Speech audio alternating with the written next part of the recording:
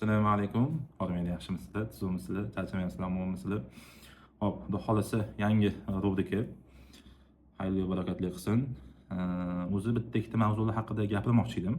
Yeminni kanalda Golос tarzda, lekin shuni kattaroq formatda, YouTube formatda qilib, video qilib tayyorlayman degan ideya kelib qoldi. Bu ideya qatdan kelib qoldi desak, bilsanglar, Azrahim degan inson bor. Voy, men shuni hurmat qilaman. Zo'r inson. Iqtibos podkastini olib boradilar. 1-2 yildan beri shu narsa bo'lyapti. Juda yoqadi. Kimlardir nasib talab yana bitta yaxshi insonlar iqtibosini olib bizga kakka o'sha narsani sochib berishadi. Nima ma'lumot bor, nima olsak bo'ladi, hayotimizni targ'ib qilsak bo'ladi. Mana shu narsani zo'r iqtibosini olib boradilar. Iqtibos podkast degan ma'noda. O'sha narsani xomlaganman. Juda zo'r. Mana bir kun qilaman degan idea bo'lib qoladi. So'ng qadamma-qadam boshlashga layoqat bo'ldi inshaalloh. Endi bizniki iqtibosimiz ko'proq baribir tradingga oid bo'ladi. Hayot tarzida, chunki meni hali hayot tarzida iqtibos bergani yoshim aqlim yetmaydi. Payt kelganda xudo xolasa bo'lishi mumkin, lekin imen tradingdan iqtiboslar, har xil gaplar, boshqa narsalar, men o'z shaxsiy fikrim, boshqa odamlarning shaxsiy fikrini olib, imen psixologiyani sekin yo'lga qo'yishga harakat qilamiz va shu yangi rubrika desak ham bo'ladi. Kanalda umuman masalan tizimli savdo haqida gap ma'lumot berdik, qanaqadir insightlar beryapmiz, boshqa narsa qilyapmiz, kanalda ham live streamlar qilyapmiz. Endi psixologiya bo'yicha ozgina gaplashaylik degan ma'noda. Endi psixologiyada aniq shablon yo'q, ya'ni shuni narsa qilasan degan ma'noda. Unga yechimlar bor. O'sha yechimlarni ko'proq gap bilan to'g'rilab, iqtibos berib yoki insight berib to'g'rilashga harakat qilsa bo'ladi. Chunki tradingda baribir katta rol o'ynaydigan narsalardan bittasi psixologiya. Masalan, 3 ta etap bo'ladigan bo'lsa, birinchisi bu texnik tomonlama, ya'ni strategiyangiz, ikkinchisi bu pul boshqaruv, ya'ni risk managementingiz, boshqa holatlar, ya'ni katta riskga layoqatligingiz va uchinchisi tamoyili bu psixologiya. Psixologiyada ko'proq siz shaxsiyatga ishlaysiz, ya'ni shaxsiyat deganda o'zingizni shaxsiyatingizni qurasiz. Ya'ni siz riskka rozi bo'lib ishlaysizmi yoki yo'qmi degan ma'noda. Chunki ko'pchilik risk qilishni qo'rqadi. Bu qo'rqish o'zi shaxsiyatdan, ya'ni buni to'g'rilab bo'lmaydi. To'g'rilashda etaplari bor, lekin zek ochib qo'l qatorida o'tirayotganlarga men tavsiya bermayman. Uni to'g'rilash kerak. Shaxsiyat to'g'rilagandan keyin daromad qilishingiz osonroq bo'ladi. Chunki shuning uchun ham katta traderlar nima deydi? Sen o'zing to'g'rilamaguncha hayot o'zgarmaydi deydi-ku. Xuddi shu. Tizimli savdoda ham xuddi shu. Ya'ni siz o'zingiz to'g'rilamas ekansiz, hech qachon foydaga chiqa olmaysiz. Endi shunday narsalar sekin nima qilamiz? Endi bitta katta mavzu bor. Hamma bu narsani yaxshi biladi. Nimaga imенно O'zbekistonda ko'pchilik daromadga chiqa olmayapti? Yoki daromadga chiqsa ham, ikkinchi nimasi, pallasi stabil daromad olib keta olmayapti degan savollarni so'raydigan bo'lsak, bunga men o'ylayman juda katta faktor bor. Ya'ni nima deydigan bo'lsak, noto'g'ri o'rganilgan bilim desak ham bo'ladi. Masalan, 2022-yil, 21-yildan bu soha boshlangan bo'lsa, qo'pol qilib aytaman, bu mening shaxsiy fikrim, noto'g'ri odamlar tomonidan o'rgatildi boshida. Men buni ochiq aytaman, noto'g'ri odamlar tomonidan o'rgatildi. Hamma, ham. Chunki nimaga deydigan bo'lsak, u tomonda bilimga fokus qilinmadi, kolleksiyaga nima qilindi, ya'ni songa bo'ladi-da, tez o'qitib chiqarib bo'ldi. Masalan, hozir endi xulosa qiladigan bo'lsak, shunday narsa bo'lib qoldi. Bu nimaga olib keldi degan bo'lsangiz, noto'g'ri bo'lganini ham bilim. Masalan, bozorni kuzatishlar mana o'rgan, keyin sizlar orqasidan referatga, keyin sizlar nima? Muammo. Mana shu yerda bitta ikkita o'rganadi, lekin tizimli savdo, o'rtada 2-3 tradingni eplay olmaydi. Kamida bir savdo qilasan, keyin masalan qanaqa daromadga chiqsa, ko'proq aytganda xaritasini tuzib berish kerak-ku baribir. Buni etap qilganingdan keyin buni etap keladi, buni to'g'rilaysan, keyin riskini to'g'rilaysan, boshqa narsa to'g'rilaysan. Shu narsani o'rgatilmagan. Men 100% aytaman, o'rgatilmagan. Chunki men o'zim 5-6 ta joyda o'qigan bo'lsam, hammasi shu muammolar bor. Faqat texnik tomonlama kiritilgan, lekin tizimli savdo qanaqa bo'ladi, qaysi tip bo'ladi, qanaqa o'tish kerak uni aslida, proptik qanaqa bo'ladi, reality qanaqa bo'ladi, hammasi aytadi. Balki o'rgangan, men bilmayman, lekin imenna ko'p Instagramda ko'rgan, o'zimizni baribir odam tanishlar tomonidan o'qitilgan odamlarda imenna ishlaydigan bo'lsa, bunaqa emas. Va bu nimaga olib keldi? Noto'g'ri o'rganilgan bilim, tradingda daromadga chiqib bo'lmas ekan degan narsa bo'lib qoldi. Keyin nima odamlar nima qildi desangiz, o'sha o'rganilmagan odamlar kurs ochishni boshladi. Ya'ni pul topish kerak, boshqa narsa qilish kerak, tradingda endi ketib kelyapti, bu o'rgangan bilimni ulardan kurs ochishni nima qildi? Ya'ni qo'pol qilib aytganda, nima bor-ku, propaganda imen tradingga nima bo'lib ketib qoldi desangiz, boylikka bo'lib ketib qoldi. Ya'ni yaxshi mashina olish, boshqa narsa qilish, hamma mana shunga fokus qiladi. Lekin hech kim u qanaqa ishlar ekan o'zi, qaysi strategiyaga ishlar ekan, qanaqa tizimli savdo qilar ekan, statement qanaqa ekan, даже statementdan so'ralmaydi hozir, chunki broker bilan o'sha yasama statementlar qilinyapti. Buni eng yaxshisi o'sha tizimini o'rganilganda o'zi покупкасы yaxshimi, qanaqa bo'ladi o'zi, masalan, voqealar bor. O'sha kanaldan savdo qilib turib, katta risk qilib biz ipladi degan o'sha nima? Tizimli savdo deydiganlarda bu gap aniq. Bu trading emas, bu trading emas. Trading bo'lsa stabilniy daromad. Hech qachon bitta topganingiz bu tradingga kirmaydi. Hech qachon shuni bilib olaylik. Hech qachon hamma narsaga bo'lmaydi. Masalan, kimdirlar topdim deydi-ku, 10 ming topdim, 15 ming topdim, masalan, masalan $1000dan. U bas. Menga hech bo'lmaganda 5-6 oy stabil trade bo'ladigan bo'lsa, u trading. Bu yaxshi, bu normal. Endi ikkinchi tamoyili yomon narsalardan bittasi, men bu narsaga hech bilganman. Referalka masalasi. Juda ham ko'pchilik meni referalka masalasiga tushib qolgan. Masalan, o'zimiz ham tushganmiz, boshqa narsa ham qilganmiz. Va bu narsani nima olib keldi desak, referalkada bilsanglar, katta ob'yom ishlansagina yaxshi foyda olib keladi. Va bunga nima qilindi? Razgon temasi kirib keldi. Chunki razgonda siz tezroq pul yo'qotasiz. Bir. Ikkinchi masalasi katta ob'yom ochasiz, ya'ni katta lot ochasiz va tezroq yo'qotishingiz, yo tez topasiz, yo tezroq yo'qotasiz. Xuddi shu ma'no bo'ldi. Ya'ni tezroq katta lot ochsangiz, u ya'ni sizga targ'ib qilgan odamga kattaroq pul keladi. Shuni bilib olinglar. O'zbekistonda sanoqli odamlar bor. Даже qanaqadir brokerlarda hamma savdolar va juda katta foiz yeydi. Bu narsani aytilmagan. 2025-yilgacha bu narsa aytilmagan. Hamma maxfiy saqlagan. Referatga o'tsang, biz sani qanaqa muammoni yechib beramiz, mana yechib beradi. O'rtoqlar, ko'proq qilayotganda buni imkoni yo'q. Yechib bera olishimiz qiladimi deydik, lekin atda ko'proq sizdan orqangizdan daromad qilgan xohlaydi xolos. Shuning uchun ham mana shu narsa bo'lib ketib qoldi-da. Ya'ni tezroq sarf qilsin, tezroq nima bo'lmasin. Ya'ni shu narsa bo'lib qoldi. Masalan, bu qayerdan keldi desak, o'sha Malayziyadan kelib keldi. Ko'proq qilayotgan men bilgan Malayziyadan, chunki Malayziyaga borib o'qiganlar deb qochadi, oqsoqda o'qimasa o'qimadi. Lekin atda bepulga ham o'qishdi, kelib arzon nimaga o'qishdi. Masalan, biz Malayziyaga borib o'qirganmiz $500 borib o'qildi, boshqa narsa qildi. Lekin nima bo'ldi desangiz, dub. Endi e'tibor beringlar, juda ham oldinglarda, masalan, tanistlar boshqa narsalarda daromadga chiqqan traderlar bor. To'g'rimi? Eski traderlar, masalan, klassikda o'rgangan, chunki ular tizimli savdoni joyiga qo'yib olganda. Endi bitta gap ketishi ham mumkin. Masalan, bitta vaqt yechimmi, siz vaqt yechim emas. Chunki biz shunday insonlarni ko'rdik, 7 yil, 8 yilda ham daromadga chiqa olmagan. Lekin aytish mumkin sabrsizlik boshqa narsada to'g'ri, lekin siz imminni hamma faktorda bitta qo'yganingizdan keyingina oldiga yurishni boshlaysiz. Buni faktorlar bittasi oqsanab qolsa ham to'xtalmaysiz. Shuning uchun ham yaxshi e'tibor berish kerak. Endi katta gap bilimdami deydigan bo'lsangiz, o'zi aslida bilimda ham emas. Ya'ni siz texnik tomondan shablonni bilsangiz, bo'ldi shuni o'zi yetadi. Lekin bizda nima bo'lib ketib qoldi desangiz, ikkinchi masala, bu strategiya ishlamaydi, klassika. Bu strategiya ishlamaydi, bunga o'tinglar. Ya'ni SMC bo'ldi, ICT bo'ldi, SNR bo'ldi, boshqa narsa bo'ldi. Ya'ni hamma bir-birining strategiyasi yomonlab chiqishga boshladi. Undan keyin bank strategiyasi chiqdi, o'rtoqlar kam, ya'ni 1-2 pips bilan IPSlar bo'ladi, boshqa narsa bo'ladi. Men uni strategiyani bilmayman, lekin umumiy trading anaqasi hamjamiyatida bunaqa scalp mumkin emas. Ya'ni imminent save deydi. Tim bo'ldi, chunki siz brokerda ishlayapsiz, slippage bo'lishi mumkin, boshqa bo'lishi mumkin. Ya'ni kichkina stop bilan ishlash mumkin emas. Ya'ni day trading o'zlaringiz qiziqib ko'ringlar. Men sizlarga imminent raqamlarni nima qilishim mumkin. Day trading bo'yicha hech kim ko'karmagan. Imminent qanaqadir Wikipediaga kirganlar yoki qanaqadir rekord o'rnatganlar imminent day tradedan yo'q.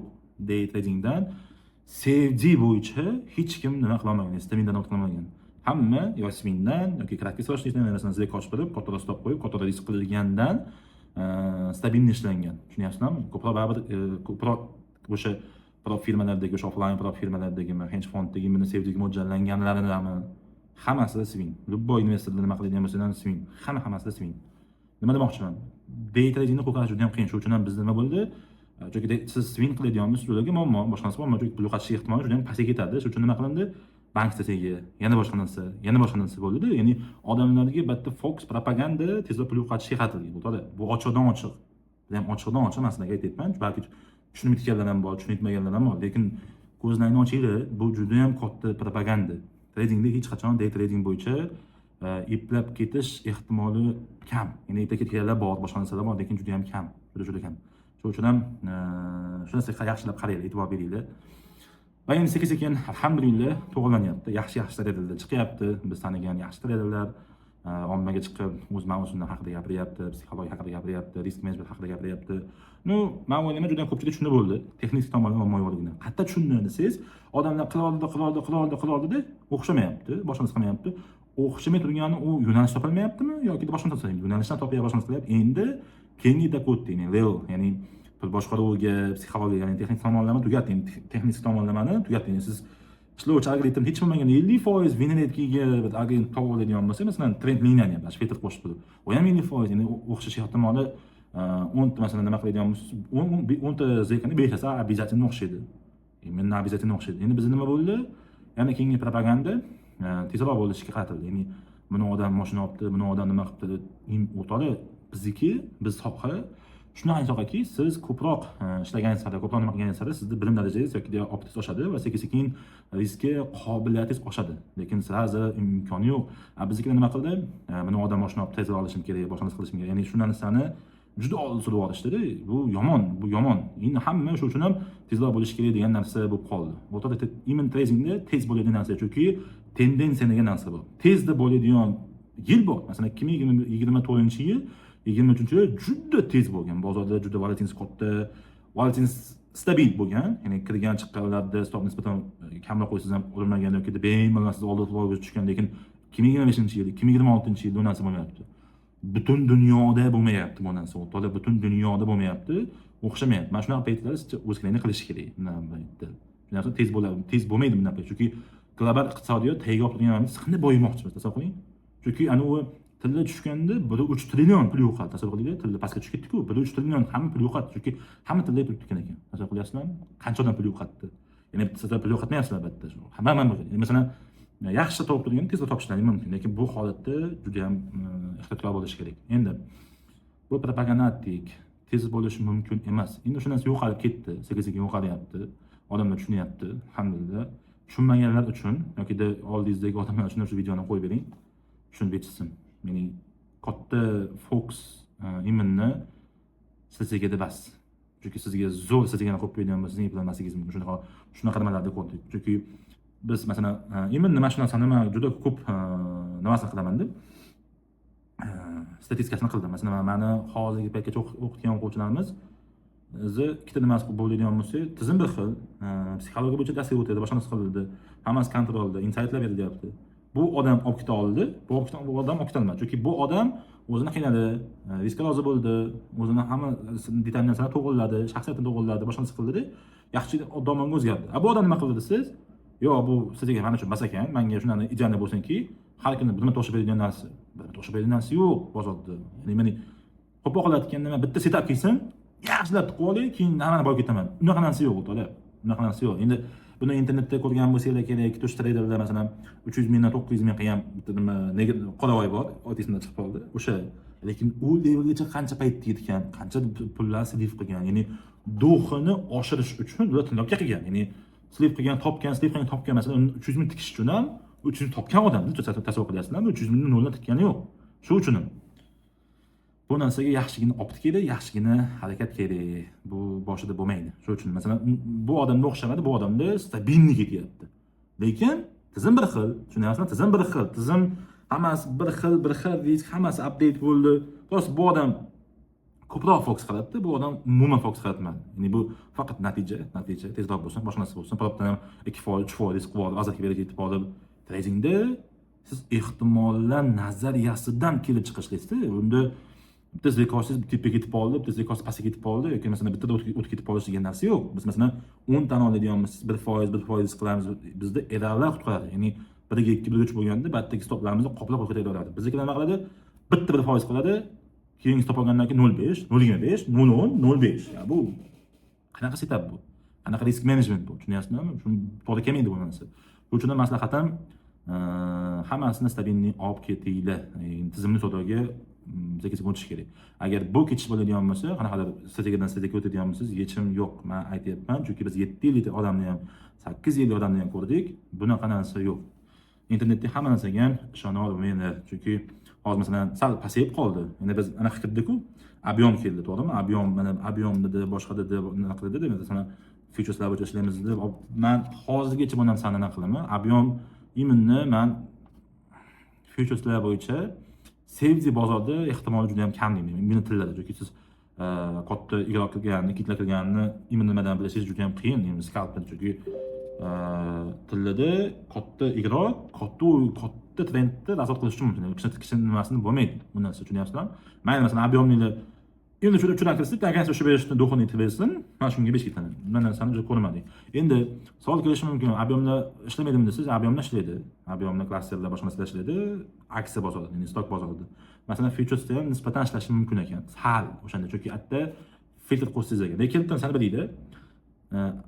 Ob'yom, boshqa masalan footprintlar, boshqa narsalar hammasi qo'shimcha filtr. Strategiya bas. Agar kimga sizga mana shu narsa strategiya deydigan bo'lsa, u odam yo tushunmaydi yoki bu sohaga boshqa layoqatsiz. Chunki ob'yom ham boshqasi ham sizni strategiyangizga filtr sifatida ishlashi mumkin. Faqat shu. Lekin ehtimoli 2 yillik. Chunki masalan siz texnik tomondan bir tiyin bo'lsa, lekin ob'yomni ko'rganingiz bilan bunaqasi yo'q, ta'siri yo'q, tushunyapsizlarmi? Shuning uchun ham maslahat bermayman. Xo'p, keyingisi masalan, hamma kimgadir copy paste qilishni yoqtiradi. Ya'ni anaqa nima debdi? Copy paste deydi-ku, ya'ni mana shunga odamga o'xshashim keladi, bunaqa strategiyasini to'g'rilash kerak. Masalan, biz ham tizim berganimizda hammani o'ziga update bo'ladi. Ya'ni bu odamga qanaqa tushadi, bu odamga qanaqa tushadi, hamma o'zi uchun tizim, masalan, tizim standartni, lekin tizimga qo'shimcha filtrlar qo'shib berishni yo'lini nima qilganmiz va o'sha narsa albatta yaxshi bo'lyapti. Chunki hamma odam ham bir xil savolda ishlay olmaydi. Masalan, kimdirlar agressiv, kimdirlar sal qo'rqoqroq aytganda, ularga kamroq risk, katta diapazon ushlashga nima qiladi? Chunki shundan zo'r. Masalan, katta risk qilib o'tiradigan ideallar bor. Shunaqalar qanaqa qilish kerak? Kichkina risk qilish kerak, katta diapazon ushlash kerak. Bo'ldi, shu xolos. Shunda. Endi masalan sizda o'xshamayapti. Mana shunga o'taylik. Sizda o'xshamayapti, sizda naq qilmayapti. Endi batda muammoni birinchidan navbatda yozib qo'yish kerak. Ya'ni muammo nimada o'zi? Mandami yoki strategiyadami yoki tizimdami yoki bozordami degan javob topish kerak. Men oq varaq olingda, keting. Postoy xonaga kirib, hech nima bo'lmagan holatda muammo bo'lyapti hayotimda.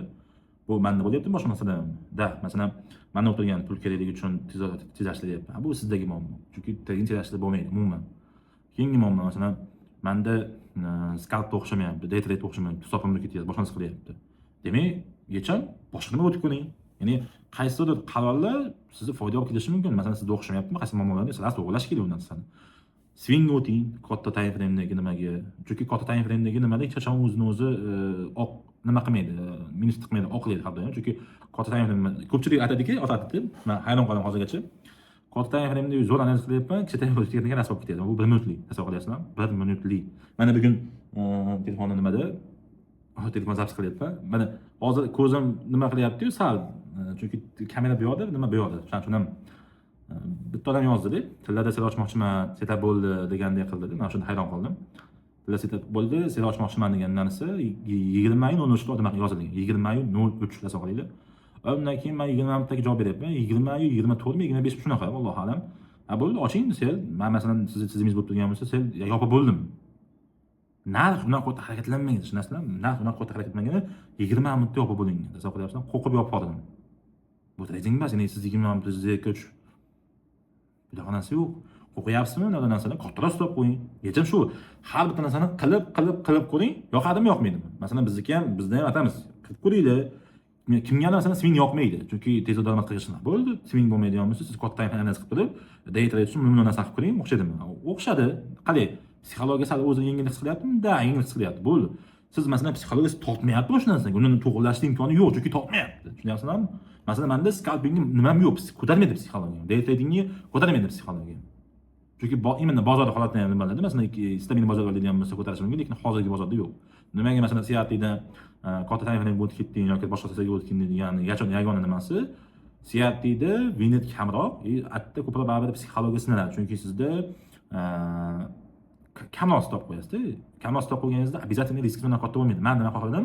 Kattaroq risk qilay, kattaroq diapazon shu ma'noda bo'lsin. Masalan, men 1 ga 10 erlar ushlaganimda katta stop, nima kichkina stop qo'yib, masalan, masalan $100 risk qilganim nimasi-yu, men 1 ga 2 qo'yib turib, $1000 risk qilganim nima? Men shu $1000 risk qilishni tanladim va bu narsa yaxshi bo'lyapti. Shuning uchun ham bunga o'tib ketdim. Masalan, siz scalp qilib qo'ying. Scalp bo'lmadimi? Bu day trading o'tib. Day tradingda siz faqatgina o'sha ichki likvidlar yechishini ishlashingiz mumkin.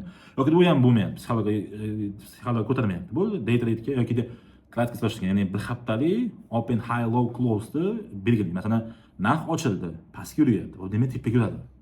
O'shanga ishlashga harakat qiling. Masalan, tepda yurdi, pastgacha ishlashga harakat qiling. Faqat mana shu katta stop qo'yib, 20 pip stopli haqqa bo'lishi mumkin. Ichki likvidlar emas, tashqi likvid degan narsa bor. Eksternal likvidity va internal likvidity. 30 pips risk qilib keting. Masalan, 60 pipsli harakatga 30 pips stop qo'yib keting. Bu normalniy bo'ladi, ishoninglar. Ancha o'zlarini yengil his qilasizlar. Ko'pchilik nima bo'ldi? Kam tezroq topish kerak degan narsada tezroq yo'q, u internetdagi narsalarga ishonmanglar. Sizlar o'zlaringni qilib ko'ringlar.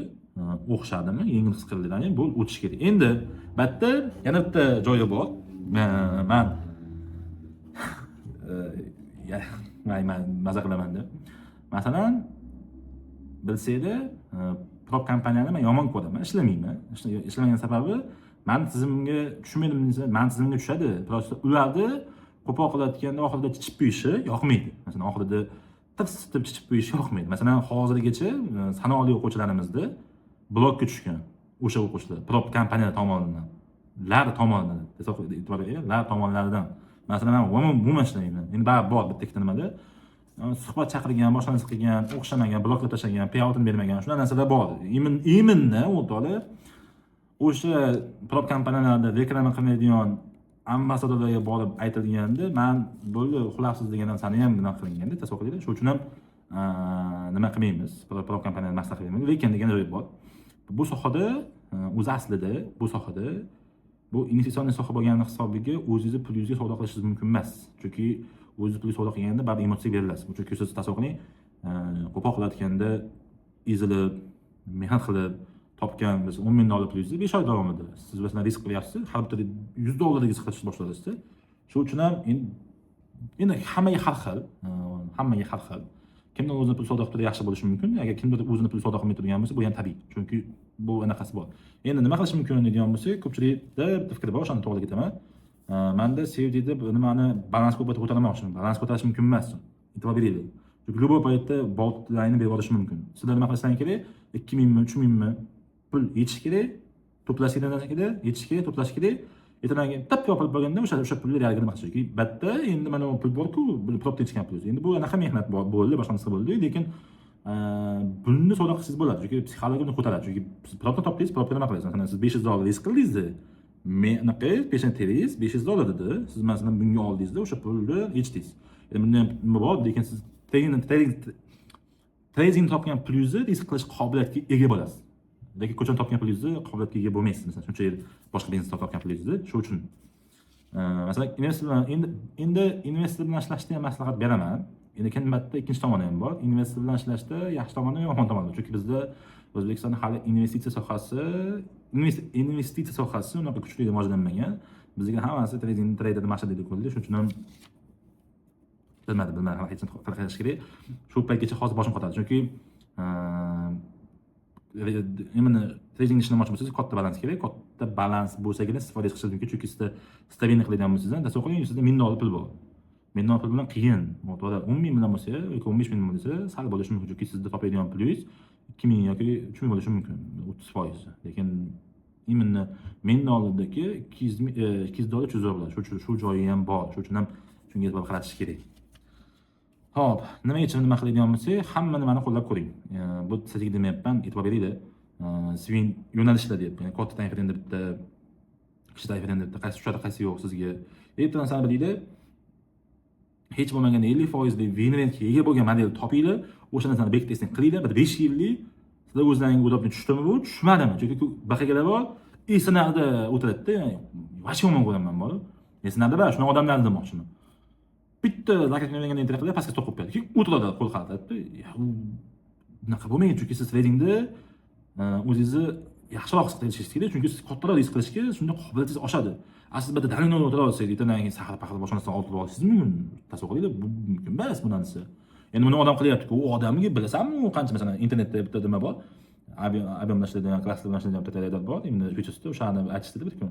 Bu odam endi nimada yutgan, volkatda yutgan, boshqa narsa qilgan, buni psixologiyasi beton bo'lib ketgan, lekin bu narsani qo'lab 25 yillik datasi bor, tasavvur qilinglar. 25 yillik datasini to'plaganda boshqa paralardan bu tajriba demayapman, data deyapti, shuni e'tibor qiling. 25 yil deyman.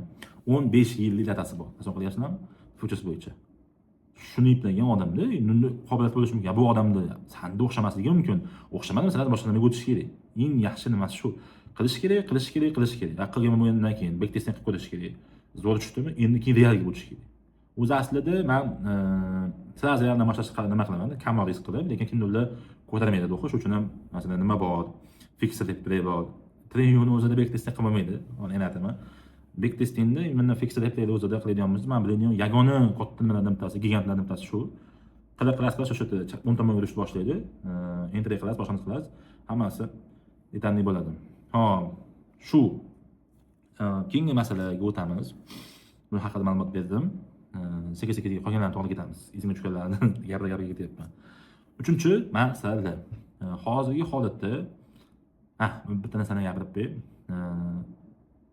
ICT, SMC, Trendline hammasi ishlaydi. Hammasi ishlaydi.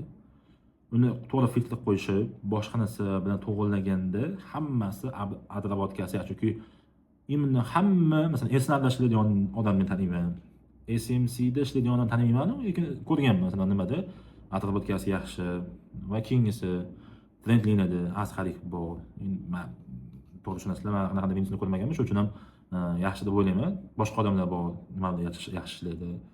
Gerchiklarda qo'shiladi bor. Men biladigan bitta ikkita odamlar juda zo'r ishlaydi. Ya'ni o'ziga sistema algoritmini bir xil qilib olganda, masalan qaysidir momentlarda idealni bir xil chiqib qoladi. Zo'r. Hammasida ishlaydi, faqatgina bu tizimni qurib olish degan narsa bor. Ya'ni o'sha vaqt sarflab, backtesting qilib, to'g'rilanadimi, kelmaydimi, boshqa narsalarga qo'ygandan keyingina texnik tomonlama yopdingiz. Endi keyingisi pulni boshqaruv holati. Pulni boshqaruv qilishda risk menejmentda bitta mahorat. Uni hamma ham masalan oddiy deb o'ylaydi, lekin oddiy emas. Uni to'g'ri qilish kerak, boshqa narsa qilish kerak, riskni to'g'ri baholash kerak. Chunki qaysi momentlarda siz faqatgina bir xil risk qilishingiz kerak. Bir xil masalan prop bo'ladigan bo'lsa faqat bir xil qilishingiz kerak. Undan kam ham, ko'p ham qilishingiz mumkin emas. Ko'p qilishingiz mumkin, shuni e'tibor qiling. Ko'p qilish mumkin, riskni oshirish mumkin. Qachonki balans tippaga chiqqanda, ya'ni 100 mingdan tippa masalan 100 1000 bo'lgan, 100 2000 bo'lganda o'sha 2000 da risk qilishga sizni nimangiz bo'ladi. Masalan 2000 da kifoya risk qilasizda, ya'ni 1 2 1 3, agar unga tushadigan bo'lsa, endi faqat bir. Agar yo o'sha kifoya risk qildingiz 1 3 bo'ladigan bo'lsa 6000 8000 o'tib ketdingiz. Faqat shunda. Eng yaxshi nimalardan bittasi matematikadan bittasi shu. U plyusda bo'lgandan keyingina katta risk qilinadi. Siz minusda yoki 0 bo'lgan paytingizda katta risk qilish mumkin emas, tushunyapsizlarmi? Pastga tushganda anaqa qilish kerak, risk kamaytirish kerak emas, yo'q. Risk kamaytirish mumkin emas degan joy narsasi bor. Shunaqa. Endi siz qaranglar, endi bitta oltin qoida bor mana shu yerda. Hamma mana shu yerda nima qiladi? Hamma tizimni qurdingiz, boshqa narsa qildingizda, zilka ochishga qo'l qaltirayapti deyapmiz. Hammada shunaqa bo'ldi. Hammada zilka ochib turganda, boshqa narsa qilganda qo'rquv bo'ladi, qanaqadir selgidek qilib turgan. Shuna paytda yo'q. Masalan, siz data to'pladi, boshqa narsa qildingiz, ko'rdingizda, bitta miyadan narsa o'tsin, o'ylashga haqqingiz bo'lmasin. Hamma tizimingiz savdo bo'ldi, checklistlaringiz nima bo'ldi? Bittasida qilish. Chunki haqiqiy tradingda, masalan, men ikkita katta ustozlardan nima qilganimda, o'ylashga haqqimiz yo'q, o'ylashga haqqi bo'lmasin, ya'ni joy bo'lmasin degan narsani qilishadi. Setup, sizning modelingiz, entry, pastga stop, tepaga tek. Nima bo'lsa bo'ladi degan narsada, tushunyapsizlarmi? Tek bo'lishi ham mumkin, stop bo'lishi ham mumkin. Ehtimol nazariyasi 10 ta zilkadan 5 ta o'xshab beradigan bo'lsa, siz har doim daromaddasiz. Lekin 3 ta o'xshab beradigan bo'lsa, endi bu muammo. Lekin qaysidir odamlarni ko'rdik, 30% venerga ega, ya'ni 10 ta zilkadan 3 tasi endi hasab qilaydi, bitta обработка, ya'ni 10 ta zilkadan 7 tasi o'xshamaydi, 3 tasi o'xshaydi. Lekin 3 tasi o'xshagan taqdirda ham bu foyda chiqaradi. Chunki bunda erari ko'proq. Bu uzoq trendlar shug'ullanadigan bitta shaxs bor. Hedge fondda ishlaydigan, juda ham nima. Masalan, nima tashlaganmiz? Otillar esimdan chiqib qoldi. Podkast tashlaganmiz, o'sha narsani обработкасini berganmiz, nimasini, tarjimasini. Fikrlarni, insightlarni fikr qilganmiz, o'sha odamni ham. Bunda erari ko'p. Tushunayapsizlarmi? Podxod. Endi bunda modeli 30% venetkaga, lekin erari katta. Shu erari buni yutib olib ketyapti. Shunda. Masalan, 1 2 ni erari, 1 2 ni erari 60%. 1 3 ham pastda shunaqa. 1 1 ham 60, 60 dan kam bo'lishi mumkin emas. 1 2 1 3'lardagi 50% da qoplab berishi mumkin. Endi erari kattalashgan sari venet обязательно kamayadi formula. Shu narsalarni o'zini ichi to'g'rilab olasiz. Endi bunga yagona anaqasi nima bo'lib turgan bo'lsa, faqat yozish kerak. Miyada o'ylash mumkin emas, chunki miyada lubba narsaga shunday ketib qoladi. Bunaqasi faqat yozib turib, nima insight, nima bor, qanaqa bor, boshqalar hammasini detalli joylariga to'g'rilab olish kerak. Xo'p. Keyingisi 30 minut bo'libdi. Vaqtlaringiz oz bo'lasizlar. Futures temasi. Ya'ni futuresga juda katta propaganda bo'lib ketyapti. Propaganda so'zi yomon ishlatadi ekan. Yaxshi ma'noda targ'ib bo'lyapti. O'tinglar, boshqa narsa qilinglar, masalan, Shehroz akadan boshqa narsalardan nima qilyapti, hamma birga o'tyapti. Lekin degan joyi bor. Futures osonmi? Sevdiga qaraganda hamma o'tyapti-ku degan savol keladigan bo'lsa, qiyin. Oddiy narsa, qiyin. Oson emas. Nimaga oson emasligining sababi, siz qo'poqlatganda sevdida eplolmagandan sizni futures eplash juda ham qiyin o'tadi. Masalan, tezroq bo'lishi mumkin, boshqa narsa bo'lishi mumkin, probdan o'tish oson bo'lishi mumkin, tushunyapsizlarmi? Lekin qiyin. Chunki siz cost time frame analiz qilib boshqa narsalar tez qaror qabul qilish 1 soat 2 soat bo'ladigan bo'lsa, masalan, anaqada buni bu bo'lsin, buni bu bo'lsin. Enqda siz 1 soatlik candle o'sha 2 tiksli harakatda ushlab olishingiz o'zi yetadi. Lekin mana shu 2 tiksli harakatda ushlab olishda o'zi bir mahorat. Tushunyapsizlarmi? 500 teksda, 600 teksda farqi yo'q. 5 ta candle tepishga ketadi, 5 ta candle pastga tushadi. Qora candle, zangar candle bilan. Lekin shuni o'zini qanday qilish mumkin, eplash mumkinmi desiz, qiyin. Masalan, hozirgacha abrobotga qilib ketyapmiz tizimimizni. Masalan, men o'zim sevdagi tizimimni qurib olgancha 1 yil vaqt ketgan. Men o'rganib bo'lgandan keyin ishlatilgan vaqtim tizim qurib olgancha 1 yil vaqt ketgan. Futures ham shunday vaqt ketyapti, pashti. Chunki men abrobotgani oktyabrda qilgan, boshlagan bo'lsam, hozir fanit bo'ldim, u ham qachon? Martda bo'ldim. Voy, martda deyman. Yo martdamidi? Fevraldan, martdan shunday bo'ldi. Ya'ni oyda boshida bo'ldi. Shunday, men ko'p narsa esimdan chiqib qolyapti, sababi juda bablak qo'shilarimiz boshqa narsa shu uchun. Shunday qiyinmi? Qiyin. Oson emas, lekin internetda pul deganchi, ular oldin boshlagan, ular sevdida boshlamasdan futuresni boshlagan odamlarda, tushunyapsizlarmi? Masalan, amerikan traderlarchi deydigan bo'lsangiz, ular sevdida boshlamasdan sirasi futuresga o'tgan odamlar, ular optam katta, bu narsani bozorda ko'rman bo'lganda, eng qizig'i. Endi bitta qaror qabul qilish instinkti tezroq, modellar atrofotgasiga nisbatan tezroq, chunki hatto siz ichki likvidlarni ishlashingiz kerak, boshqa narsani time, ichki likvid, bu ikkita narsani birga bog'langan holatda ishlashingiz kerak xolos. Boshqa narsani siz kontrol qila olmaysiz. Faqat shu. Lekin bizda futures eplamagan odamlar unga o'tyapti. Siz sevdida eplamagan odamlar futures o'tyapti. Futuresni eplay olmaysiz. Mana masalan oddiy narsani tushuntiraman. Sevdida prop kompaniyani ishlab turganlarida prop kompaniyaning nimasi qiyin? Ya'ni birinchi 8, keyin 5, to'g'rimi? 2 metre etapli, keyin fanit bo'lganingizdan keyin privilege nimasi. Masalan, unda fanit bo'lganingizdan keyin nisbatan oson futuresda. Yana qarang. Sevdiga bitta imtihon qiyin edi.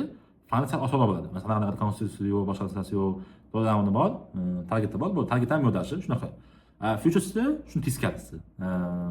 Imtihon oson, fanit bo'lish qiyin. Chunki sizda Buffett zona qo'y, masalan 2 minut deb qilib qo'y, keyin undan keyingi ishlar konstitutsiyaga qara 40% yoki 50% qaysilarda bor, qaysilarda yo'q. Endi tushunyapsizlarmi? Unda masalan hamma o'ylayaptiki 6% qilsam, bo'ldi men fanit ko'taman, fanitdan keyin fanit o'tkazganingizdan keyin ham aniq to'g'rilashingiz kerak. Shu joylari bor. Uni risk menejmentini to'g'ri qilishingiz kerak. Propda ishlatilganingiz yagona formula foyda chiqishda faqat risk menejment. Boshqa narsa kerak yo'q. Chunki strategik baribir defoiz menetkiga siz risk menejmentni to'g'rilagan holatda bir xil chiqib turib, bir xil holatda olib ketib, masalan siz 1 ga bo'ldim, bo'lishingiz kerak. 1 ga 5, 1 ga 6 ni o'ylamasligingiz kerak, tushunyapsizlarmi? Shunda shu uchun ham futuresga o'tishni maslahat beraman. Qachonki siz sevdida hech bo'lmagan daromad qilgan bo'lsangiz, sal o'zingizni tizimingizni qurib daromadga chiqqan bo'lsangizgina, lekin sirasi futuresga o'tganlarda ko'pida muammo dakans bo'lib ketyapti. Endi men yana aytaman. Imенно futuresda juda ko'p odamni kuzatyapmiz. Fund bo'ldim, boshqa narsa bo'ldim. O'shalarimiz orasida ham bu ochiqdan ochiq aytaman men bu narsani. Masalan, meni fund bo'lishimga salkam 1 oy vaqt ketdi. Men minusga ham tushdim, plusga ham tushdim, minusga ham tushdim, plusga ham tushdim. Endi menda 1 oy vaqt ketdi.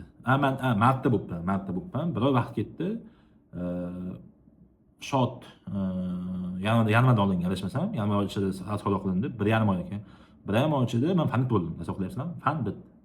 Men qiyin bo'ldi. Oson bo'lgani yo'q. Lekin menda bir narsani 4-chi, 5-chi nima fanitim. Anaqa propim. Lekin men fanit bo'ldi. Endi bu tizimdan avtomatikasi bilan ko'rib boshqa narsa qildim. Men narsani oson bo'lmadi. Men masalan omad bilan o'tib fanit bo'lganim yo'q. Bu narsani ochiq aytaman. Omad bilan o'tib turib fanit bo'lib turganlar bor. Chunki ikkitasi ochgan, 1,5 mingni qo'pol qilayotganda va ishtavaka qilib o'tib ketdi. Ularga men ishonmayman. Men qachonga ishonaman, futuresdan stabil daromad qilib 2 marta payot bo'lgandan keyin, tushunyapsizlarmi? Chunki haqiqiy trading o'shandan keyin boshlanadi. Siz daromad qilgandan keyin masalan Buffettni qilib, Buffettdan buyon yechib turganingizda keyin anaqa boshlanadi-da. Men lekin bitta fan turganlarga ko'p ishonmayman, chunki sizga noto'g'ri ochib qo'yman, bank ketib qolgan bor, o'zimiz qo'shnilarimiz orasida ham kichkina kartalar ochaman, katta kartalar ochib olgan, bir ham bitta foyda bo'lib qolgan, ikkinchi kunda ham qanaqa qilib foyda qildi, konsertda 1,5 million, 3 million o'tib ketdi. Shunaqa odamlar bor. Shunaqa odamlarni ko'rdik. Ya'ni bu nima xulosa bo'ldiki, Futures immunidan fanat bo'lib turganlar ko'pi omad bilan o'tyapti, lekin keyingi masalani ko'radigan bo'lsak, siz o'z uchun bilib oling, men bitta fanat bo'ldim, menda zo'r bo'lib ketdim degan narsa bo'lmasin. Bir ikki marta tayyor qilganingizdan keyingina bu narsa ko'rsatiladi. Shundan. Shu uchun keyin oxirgi gapim bor, shu narsani to'g'rilab ketay. Trading bu oxirgi yechim emas. Shu narsani e'tibor qilaylik. Trading bu oxirgi yechim emas. Bu trading bunda siz faqatgina stabil daromad bo'lib turgan joiz bo'lsagina ishlashingiz mumkin. Chunki boshqa holatda juda ham qiyin. Boshqa holatda masalan siz faqat shuni bir topaman deydigan bo'lsangiz, yo'q, bundan nimasi yo'q. Shuning uchun ham ko'p anaqalarda traderlarda o'zini kursi bor, mentorshipi bor, qanaqadir pul keladigan joy bor. Chunki nimaga trading babsida stabil daromad bas, masalan, oddiy tushuntiraman. Masalan, menda fevral oyida tillarda zilka ochdim. Yaqin misol uchun o'zingizlar ko'rdinglar. Вообще fokus tillarga kirib ketgan edi. Tillarda zilka ochdim. Pastdagiman, juda katta miqdorda kiraman degan idea bo'ldi. Bo'lib kirdim. Bo'lib kirdim. Agar o'sha tepa olganda menda yaxshigina insight bo'lardi. Sizlar gapirib berganini, boshqa narsa qilganini, ko'rsatgani, hammasi dedi. Meni o'zim uchun ham katta diapazon tillarda ishlab olganimda juda zo'r bo'lardi. Lekin afsus, rizqimiz emas ekan. Imin tepaga chiqqanda 75 o'rniga kelgandan keyin pastga oqdi va hamma stop bo'ldi. Stop bo'lganlar tepa ochgandan stop bo'ldi. Qolganlar hammasi base bo'lib ketgan. Qo'pol endi bittacha topilganda, bitta nima qilinganlar hammasi bunday bo'ldi. Ya'ni olmadim, bermadim degan narsa nolga chiqdik. Qancha diapazondan deydigan bo'lsangiz, marta oxirigacha. Ya'ni 2 oylik diapazon pastdi. Yo'q bilan adashmasam 2 oylik o'sha oxirgi qulashi, hozir ko'radigan bo'lsam, telefonni tayyor ochtiribdi, o'shancha nima qilyapti. Pastga tushadigan bo'lsa, 19-martlar atrofida pastdi 1,5 oyda men minusda emas, nolga chiqdim desa bo'ladi. Tasavvur qiling, 1,5 oyda minusda emas, nolga. Chunki menda katta fokusim tillarda edi. Tillarda ochib turgan ideya edi. Lekin nima bo'lib ketdi? Manasini hozir endi yana ideya qilyapsizmi siz? Endi tipagacha ideya yo'q, chunki menda yarim targetlar o'zi olib bo'lindi. Yarim target yo'q, boshqa holatlar yo'q. Mana shu narsa bo'lib qoldi. Endi bitta muammo bizdami yoki boshqa holatdami deydigan bo'lsak, bizda bo'lmadi. Bizga bog'liq bo'lgan faktor bo'lmadi. O'tla ketib qoldik. Bu oxirgi soha emas. Sizda yangi yaxshi daromad kelib turadigan yoki stabil daromad kelib turadigan bo'lsagina qilish kerak. Endi savol berishingiz mumkin. Qachon biz основной trading o'tishimiz mumkin deydigan bo'lsa, masalan, ishimizni tashqariga ketib, qachonki siz безопасный подушка qo'ymagunizcha, ya'ni siz pul topdingiz. Masalan, tradingda pul topdingiz, stabil toping, hamma bitta muammo bor. To'g'rilanmayman shu narsa, o'quvchilarning arasida ham bor. Qiyin deydi. Bitta pul topgandan keyin bu narsa davomiydi o'ylab turib, hamma ishdan chiqib ketadi, boshqa narsa qilib ketadi. Chunki o'zbekcha deb pul kelib boshqa narsa qilib, hamma ishdan chiqib ketadi. Men aytaman, hech bo'lmaganda безопасный подушка qilinglar. Masalan, pul topyapsizlarmi? 2000 mi, 3000 mi, sabina qilinglar, 10-15 ming qilinglar-da.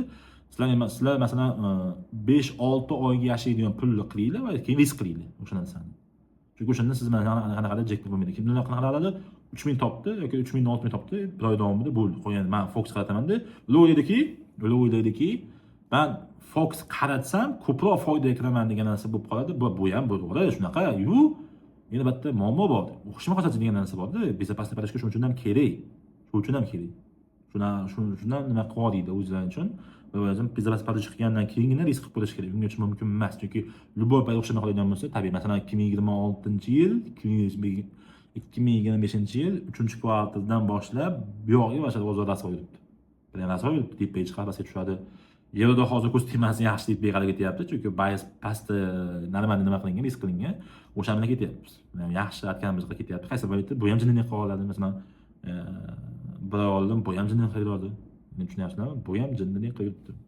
Endi oxirgi gap, oxirgi gap, siz hozirgi oxirgi gap bo'ladi. Endi siz hamma narsani qilyapsiz, boshqa narsa qilyapsiz-da, lekin o'xshamayapti deydigan faktlar bo'lib qoladigan bo'lsa, masalan, texnik tomonlama ham qildingiz, boshqa narsa ham qildingizmi desa, o'xshamay turganiga nima yechim bor deydigan bo'lsangiz, uni yechimi yo'q. Chunki siz hamma narsani faktlardan to'g'ri qilgan bo'lsangizgina o'xshamay turgan bo'lsa, endi buni qatdan bilasiz desangiz, buni faktori bor. Oson, masalan, siz bank kirmoqchisizda yoki sir kirmoqchisiz, aniq tashlab ketishdan boshqa narsa qilyapsiz, lekin kira olmadingiz. Buning faktori nima bo'ldi desangiz, prosta bo'ladi-ku faktor. Men prosta kira olmadim. Bu narsani kutib qoldim, boshqa narsa qilib qoldim. Albatta do'q ham bo'lishi mumkin, lekin men o'zimda qaysi momentlar bo'ldi. Masalan, futures ko'p kuzatdim, lekin sevdimcha kuzatmagan, futures ko'p kuzatdim. Qaysi momentlarda double bozor bo'lmaydi, bitta topgan, nima bo'lib ketib qolgan. Qaysi momentlarda imonni ochishim kerak bo'lgan zerkada boshini chag'i ketib qoldi, boshqa narsa bo'lib qolgan, telefon bilan anaqa bo'ldi. Endi bu yerda menga bog'liq bo'lgan faktor ham bor, menga bog'liq bo'lmagan faktor. Endi bu yerda asosiy ma'no rizqda. Ya'ni rizq berilmagan bo'lsa, yozilmagan bo'lsa kelmaydi. Endi bu yerda hammada anaqa borku, ko'proq ishlasam men yaxshi odamlar qilaman degan narsa yo'q, to'g'ri. Chunki men yozilgani keladi, xolos siz ko'proq harakat qilishingiz mumkin, o'zi ustida ishlar, boshqa narsa qilasiz, lekin natija Allohda. Ya'ni u narsani biz men kelmayapti, boshqa narsa qilmayapti deyish haqqimiz yo'q. Bizga bog'liq bo'lgan faktor faqatgina amalda, ya'ni amalni qilishimiz kerak, boshqa narsaga kirishimiz kerak. Lekin siz ko'proq mehnat qildingiz degani, ko'proq daromad qilasiz degani va shu narsani inobatga olib qo'yinglar. Chunki hammada fokus bo'linadi. Ya'ni hamma oltin gap bo'ldi. Ustozimizning gaplari bor. Vaqtni yaratgan zotga vaqt ajratinglar deyishadi. Tushunyapsizlar ma'nosini? Vaqtni yaratgan zotga vaqt ajratinglar. Juda ham zo'r gap. Oxirgi gapimiz shu. Shu bilan tugatamiz, xudo xolasa.